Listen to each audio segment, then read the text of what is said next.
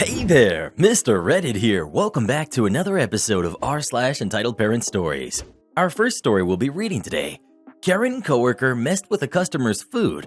I told our boss. After that, entitled Mom ruins my most prized possession. And after that, Karen shows off fancy purchases on Instagram when she owes me money. Now for every thumbs up this video gets, one Karen gets fired.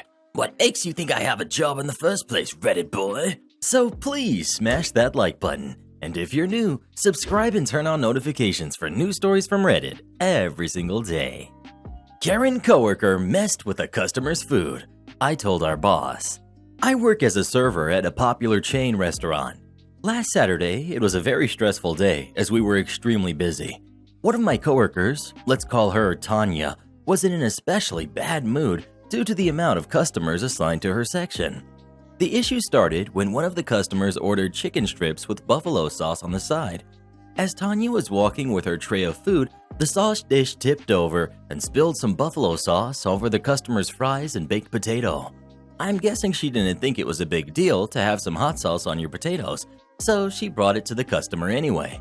Well, the customer eventually called her back and asked for new fries and a new potato, because they didn't want buffalo sauce all over their food. Tanya came back to the kitchen unreasonably upset. She was complaining about spoiled people, wasting food, extra work, and things like that. The cook made a new plate of food, and as Tanya was walking out of the kitchen, she stuck out her tongue and spit little flecks of spit all over the customer's food. I was shocked because I had never actually seen someone do that in real life. I thought that kind of thing only happened in movies and TV shows. I was even more surprised that she did it during lockdown. At the end of my shift, I told my boss what I saw, and he had a talk with Tanya afterwards. Now, everyone I work with knows that I did this, since my boss told Tanya that I saw her spit on the food. They're all calling me a snitch. Tanya herself calls me the snitch if she ever has to refer to me, and no longer speaks to me at all. I believe even my boss isn't happy that I snitched, though he hasn't said anything directly. I just feel a whole different vibe from him now. It's gotten to the point where I basically lost all of my work friends due to snitching. I'm not sure they will ever get over this because of how legitimately upset everyone is. I'm considering finding a new job because it's gotten so bad. Am I the jerk for snitching? Should I have just talked to Tanya privately and not told her boss? Well, who do you think is the jerk? OP or Tanya? Please let us know. I think boss is the jerk for not firing her. Then again, maybe it added some texture. Entitled Mom ruins my most prized possession. A small bit of information about me and some backstory. I'm 14 and have autism. I'm an amateur coin and Hot Wheels collector and enjoy collecting Hot Wheels and coins of small/moderate value. I've got exactly 41 coins that I've collected, ranging in price anywhere from $30 to $400. My crown jewel of this collection is my Flying Eagle penny, Flying Eagle cent, which I have in its own separate coin case as opposed to all of the rest which are in a picture frame. This coin is my prized possession. It's valued at around $1,000 to $1,500 US, so on the low end price point because of its condition. The story starts around December of 2020.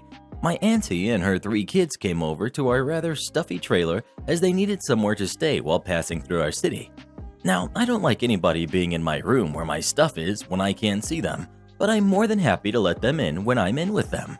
My little cousin, 8, the same one who broke my original NES, to lightly put it, is a jerk. She's never ever had one day where she wasn't treated like royalty. Now, this behavior would be tolerated if she was 2 years old, but she's 8, so I don't put up with it. She knocks on my door asking to come in, and I agree. From now on, I'll call her Entitled Cousin. Entitled Cousin. Hey, OP, can I come in?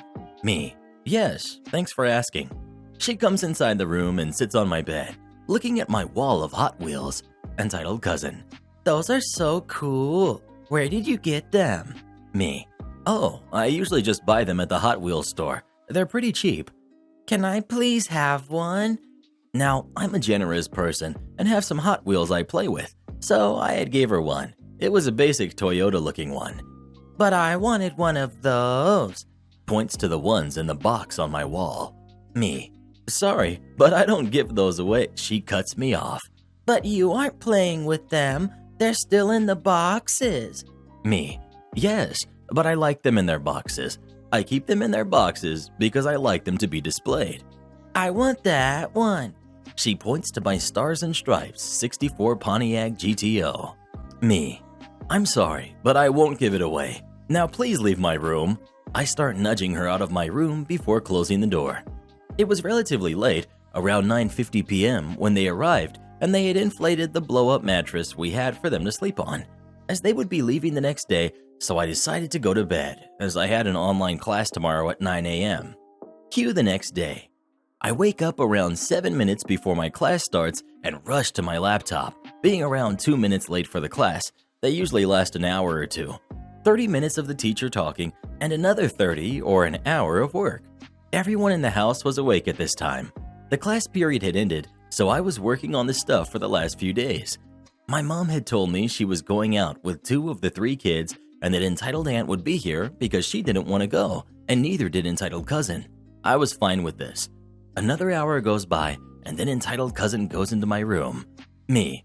Hey, entitled cousin. Entitled cousin, looking at my coins. Wow, that's a lot of money. Now, I'm happy whenever anyone shows interest in my coin collection. Me. Oh, yeah, I collect coins just like my Hot Wheels. Just like the Hot Wheels, look with your eyes, please. Boss music. Entitled aunt walks in. Oh, why can't she hold them? Me. They're in a picture frame. Entitled aunt walks close enough to see all of the coins.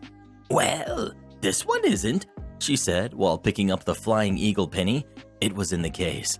I instantly go on edge. Me. Oh yeah, but I don't like people touching it. Entitled cousin. Mommy, can I see it? She holds her arms out like a little toddler. Me, slightly panicked but trying to be nice. Yes, you can.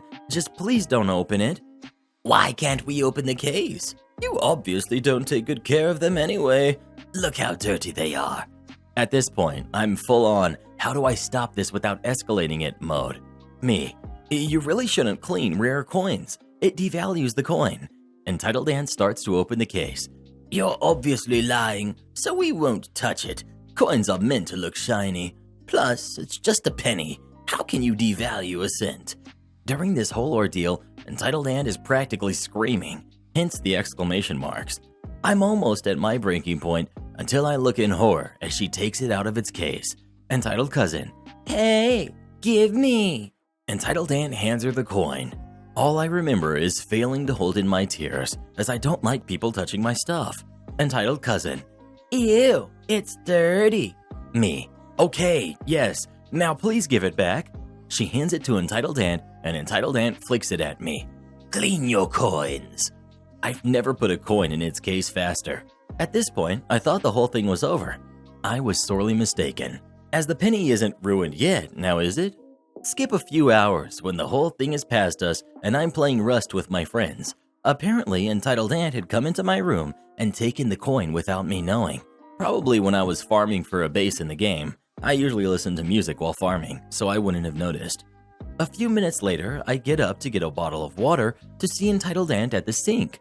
At first, I had thought nothing of it because it looked like she was washing her hands. I headed back into my room after grabbing a bottled water because the tap water here sucks, and go back to my room. 20 minutes later, I go out into the living room where they're watching something on TV. I look at the counter with horror as my prized possession, the eagle penny I valued so much, is sitting in a vinegar bath in a glass.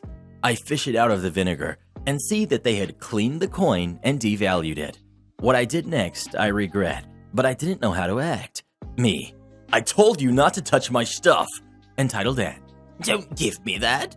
I don't let her finish her sentence before screaming back. Me. You touched my crap. I told you not to. You ruined this coin. You don't clean them. Entitled cousin starts to cry. Yes, you do. Coins are supposed to be shiny. And how did I devalue a penny? You can't spend them. We are Canadian and we don't have the penny anymore.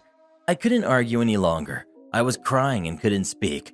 I went to my room with the coin. I felt defeated. Around 10 minutes later, my mom comes back from their 3 to 4 hours out. They had spoiled the cousins and gotten something for entitled cousin. They were Hot Wheels. Entitled aunt brings the situation up first. Your son needs to learn to respect what I do for him. Mom. Oh, what did he do? He cursed at me and ran his mouth like a sailor, all because I had cleaned a dirty coin he had. My mom helped me get all of the coins I have today, especially the eagle penny. We looked for a long time to get a hold of one, and it was the only penny that I had which wasn't clean before I got it. She was livid. I don't really know what happened. What I do know is what Entitled Ant had said. Isn't your son too old to have toys and collect small things like coins? Is he a spastic? My mom kicked them out and came to check on me, and I showed her the coin. It basically lost half of its value. It wasn't until a few hours later I looked at my Hot Wheels and saw one was missing, the '64 Pontiac GTO. Now I keep my coins at my grandfather's house in the back room. Once a month, me and him go look at them and add to my collection. Now I have 60 coins, but I'll never have one just as special as my Flying Eagle penny was. Have you ever had someone take something that belonged to you? If so, what did you do about it? Please let us know. You take my sanity from me every day, Reddit boy. Your voice is like nails on a chalkboard. Karen shows off fancy purchases on Instagram when she owes me money. I'm 50 and work as an engineer. Straight middle management, not too ambitious. Decent salary, nothing spectacular. Have a wife, stay-at-home mom, and one son. We put him through school. Now my wife sells homemade scarves on Etsy. Middle class. We have a small 2-bedroom house we still make payments on.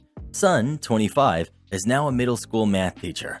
My older sister, 54, and her common-law husband, my age, have a 22-year-old daughter who went to school for a degree in music. My sister works at the DMV. Her husband is pensioned from the Coast Guard and now retired. Towards niece's last year of school, her parents had financial problems.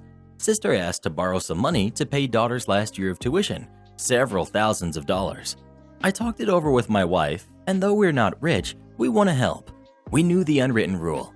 If you loan money to family, pretty much say goodbye to the money. Sister thanked me, took the money, swore she'd pay it back, yada yada yada. That was 2 years ago. Daughter graduated but moved back home, still works at the mall. It's okay, she's young.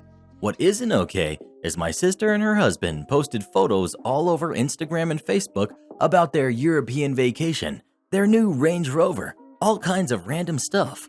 My wife and I always wanted to go to Europe, and we will when I retire. I was going to let it go, but my sister kept bragging on social media about how she made good investments, her husband is retired and living the life, etc.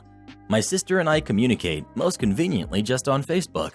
Maybe it was passive-aggressive and mean, but under a photo of her and her husband beneath the Eiffel Tower, I posted, "You're so lucky. Wife and me will go there someday after the house is paid and we take care of other debts." Sister private messaged me and accused me of trying to shame her on social media. I replied, "Why? Do you have something to be ashamed of?" I had already written the debt off in my mind, but at the same time, I thought it was tacky for her to wealth flex when she knows she's borrowed $9,000 from her brother who has his own family to worry about.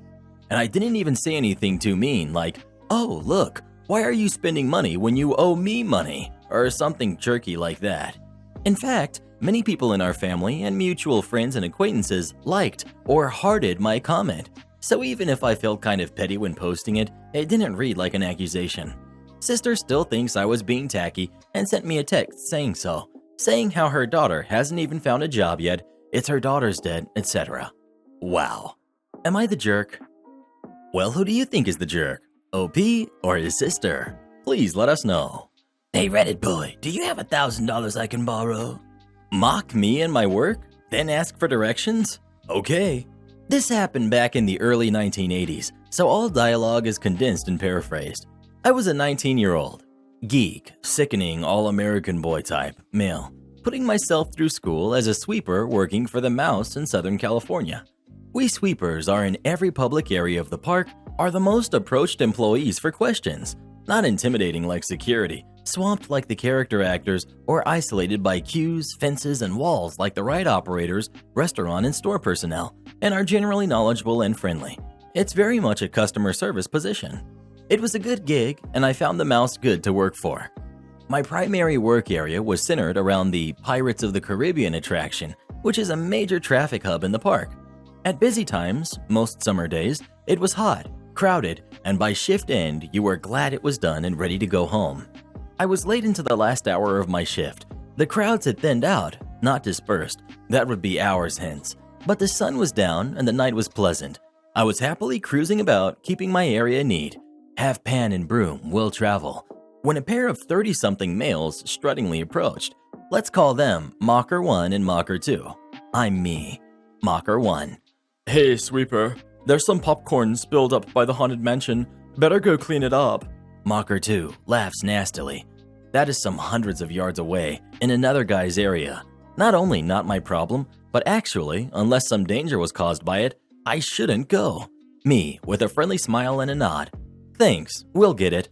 Mocker 1, tossing a cup on the ground. He had walked by at least 4 trash cans between where he was and the haunted mansion. Here, get this. With a flourish, I popped it into my pan and broom. Mocker 2, in a sneering voice. When is the 3 o'clock parade? This caused Mocker 1 to laugh. Believe it or not, this is a very common question. One that can be heard multiple times daily. Usually it translates to, what is the parade route, and when should I get there to get a good spot? But this was at 8:45 p.m. I was off at 9, so it was just meant to annoy me and to waste my time. Me, cheerfully. The 3 o'clock parade will be at 3 o'clock tomorrow. The pair continued on, in this vein, for another 5 minutes, asking random, generally pointless questions, pointing out the odd cigarette butt, leaf, piece of paper, and generally mocking and sneering at me, my work, and the park. Basically mocking me for their own entertainment and wasting my time. I found it mildly annoying, but had long ago, this was my second summer with the mouse, realized that if 995 out of 1,000 folks are nice and are cheerfully set on having fun, you still get the other 5.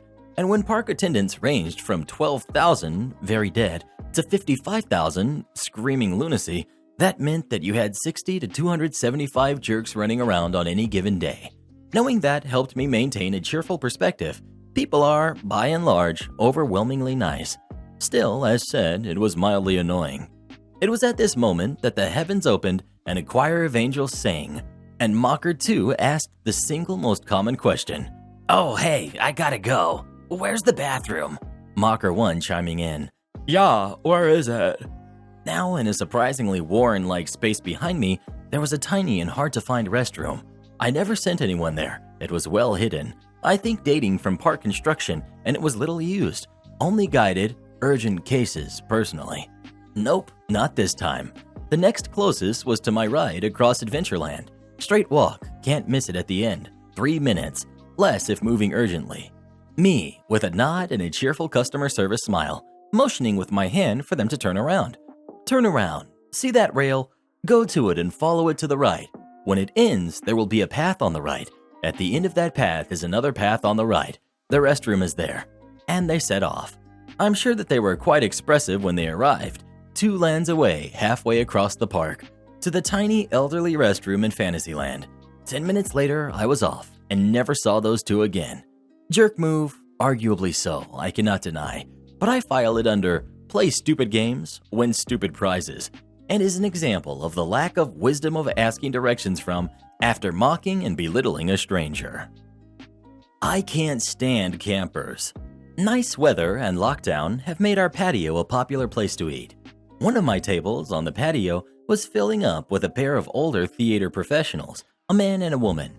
The woman was ordering off of the gluten-free menu, which just shows which regular menu items can be modified. Lady, tell me about the tacos.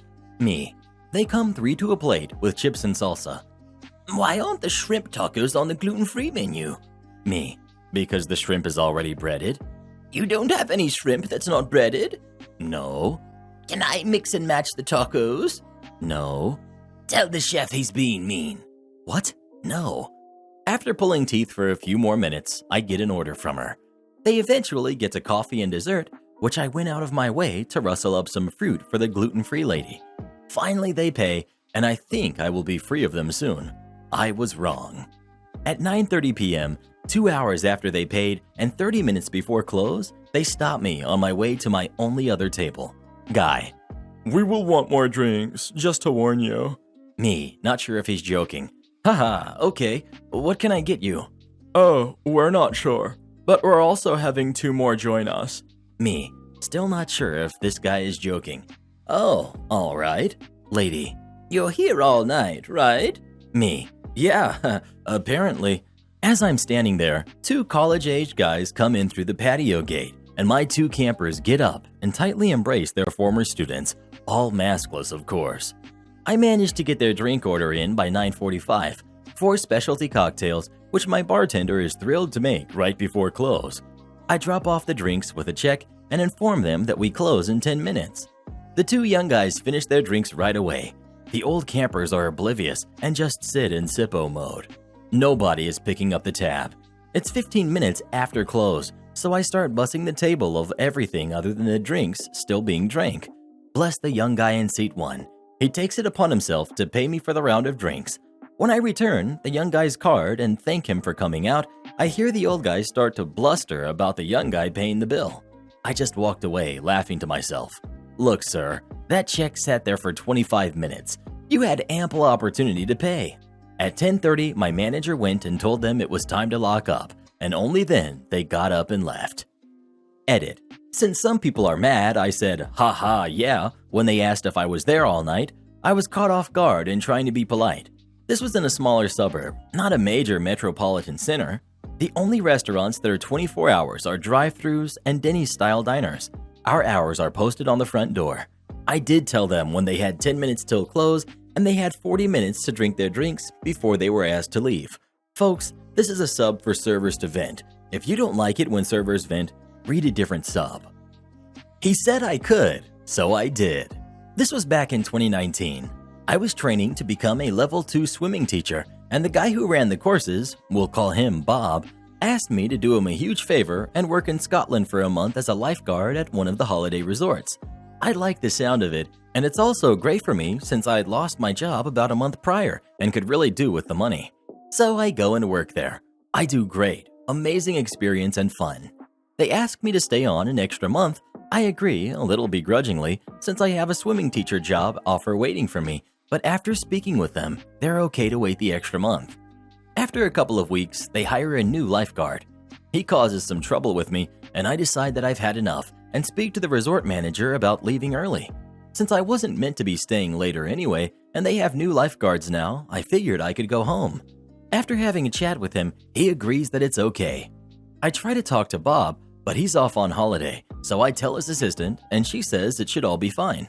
So he owes me just over a week of wages, about 120 hours, around 900 pounds. When he comes back from his holiday, he tells me he isn't going to pay it because I walked out on the job. I call the resort manager to see if they have paid him for all of my work there, and they had. I was steaming. I called Bob and basically told him he had to pay me the money I had earned. He just kept saying, You walked out. I have the upper hand here. And you can take me to court, but my lawyer says I will win. So I thought, court it is. It had to go through tribunal first, so I took this opportunity to gather my evidence. The holiday resort was on my side, so they were happy to sign all my hours off and send them to me. In that time, I realized that I was only asking for wages and holiday pay was mandatory, not optional. I wasn't expecting any kind of holiday pay beforehand, but since Bob wants me to go through all this trouble to get my basic pay, I may as well go full pelt and ask for holiday pay for the whole month and a half I was there. After speaking to a lawyer, once I had the tribunal certificate, they calculated my missing pay and holiday pay to be 1,500 pounds. He paid it all to me the day before our court date. Am I the jerk for teaching kids basic life skills and giving them food?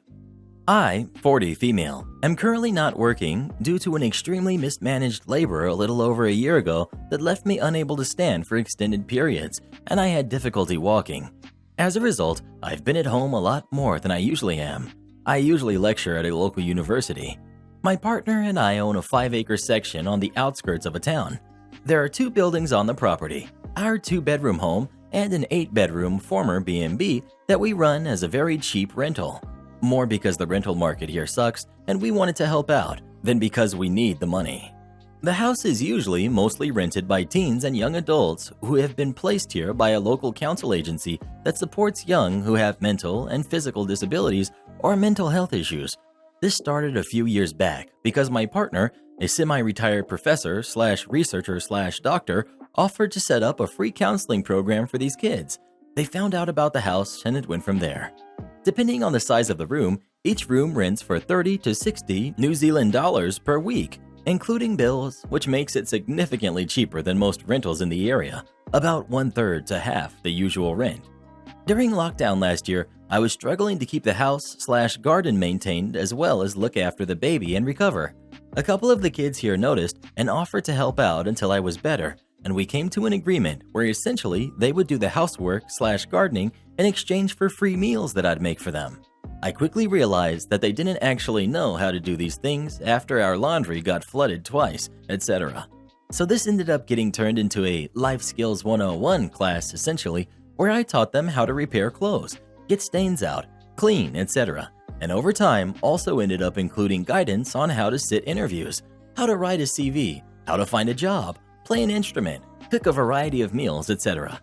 I enjoyed it because it made me feel like I wasn't just sitting around doing nothing, and they enjoyed not having to buy their own food. Most of the kids in the house got involved over time. Over Xmas, a couple of them moved out as they had found jobs and wanted to live closer to them. One of the new kids that moved in was a girl with DS. She was very passionate about my garden, so I taught her about all the different types of plants and how to look after them, and helped her get a part-time job at a local plant nursery. The problem is that her mother has now come around and gone completely mental at me for trying to replace her, which wasn't my intention at all, and now has me second-guessing the whole situation. Am I the jerk here?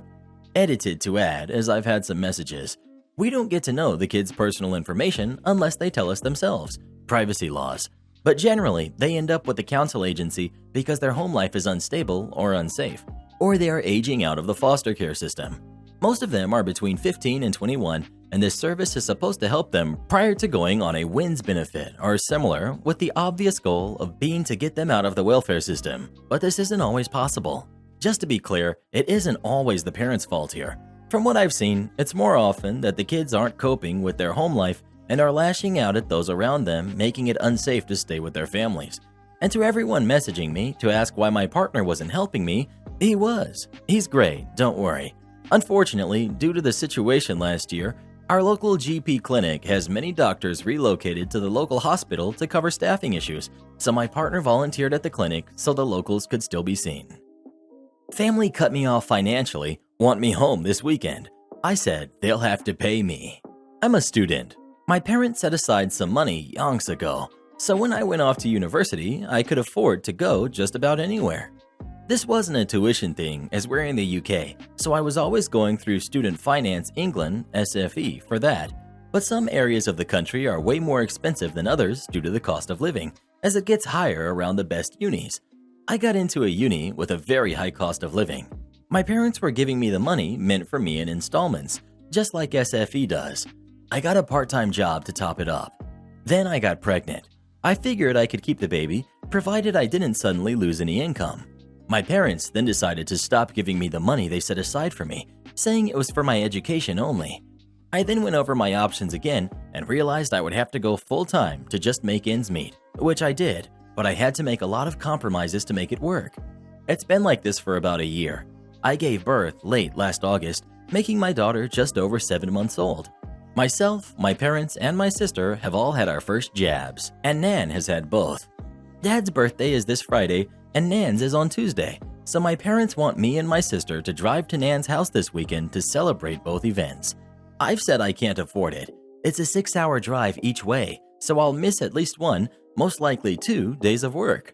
My parents asked me to rearrange what I could, pointing out that I should get money from SFE next month. It actually came a week ago, so I can afford to miss work for a couple of days. They said that as they haven't met the baby yet, and we've not seen each other in over a year, they want to see us now. I said if they want to see us, they can pay me, as I can't afford to lose any wages now that they've cut me off. They said that's incredibly unfair of me, and they can't believe I'd try and guilt trip them over what they did with their money. I offered to FaceTime my sister, who could put me on with Mom, Dad, and Nan, if I had time, but they said me mentioning time constraints was further guilt tripping and I shouldn't expect them to pay for my presence, that I was being tactless and selfish, and that if I attend, they don't want to hear about money. I told them that they've created this situation, and if they're seriously shocked that I can't afford to take a cross-country trip with 2 days' notice, then they have no clue what the real world is like for someone who is a full-time student, a full-time worker, and a single mother. So I now have an appearance fee. My sister's boyfriend also got his SFE loan early, like I did, so she said that I already have the money from SFE and that me wanting an appearance fee is greedy and entitled, bordering extortion, and that I'm trying to make our parents feel guilty about money I have no right to. Am I the jerk? Info. For people suggesting they visit me, I have a 1-bedroom in a not super touristy town. Nan's house has a 5-bedroom, 2.5 bath, less than 2 minutes walking from the beach down south. The idea behind suggesting Nan's house was that we could all head down on Friday or Saturday, stay over, then head back Sunday. Well, who do you think is the jerk? OP or her parents? Please let us know. Please do us a huge favor and come watch this video next. You're gonna love it. Would you like us to give you a special shout out in our next video? Just join as a channel member today and we will. And did you know that you can have us make any kind of video you'd like us to? Just head over to our Fiverr, link pinned in the comments below.